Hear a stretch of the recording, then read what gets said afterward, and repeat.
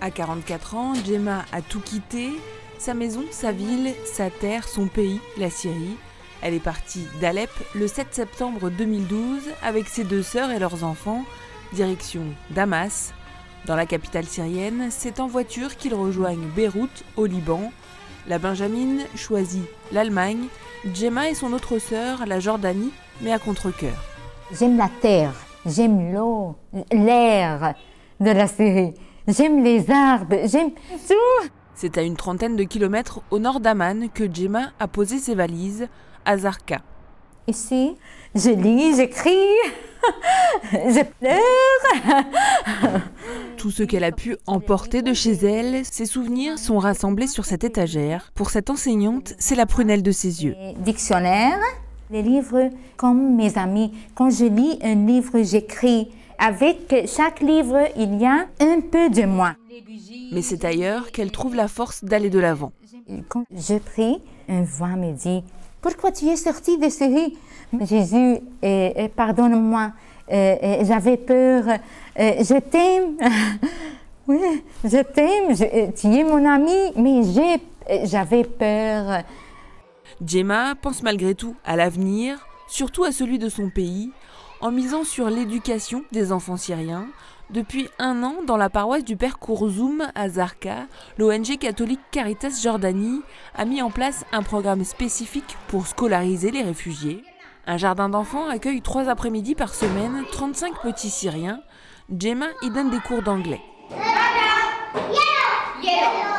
Ce qui se passe en mon pays, à cause de manquer les consciences et le savoir. Je peux participer à bâtir un peu de ces générations. Les enfants sont l'espoir de demain. Loin de son pays, pour Gemma, les moments entre Syriens sont essentiels, en particulier entre chrétiens.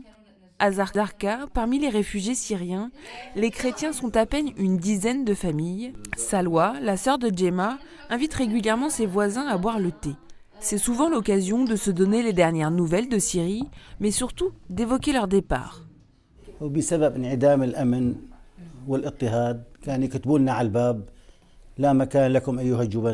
لأن مش ما حملنا سلاح يعني قبل الشيء مثلا ما بنقدر نطلع هيك يعني صار هناك كمان انه نحط على راسنا هي شغله صار التفجير على الكنائس مثلا يستهدفوا الكنائس الصليب ما بنقدر نلبسه كان قبل نلبس الصليب وقت جيت لهون خفت احط الانجيل معي بالشنطه لانه اذا شافوا الانجيل معنا ممكن يذبحونا لكلياتنا. Après des moments comme cela, Gemma est souvent envahie par la colère. Pourquoi tout le monde ne fait quelque chose?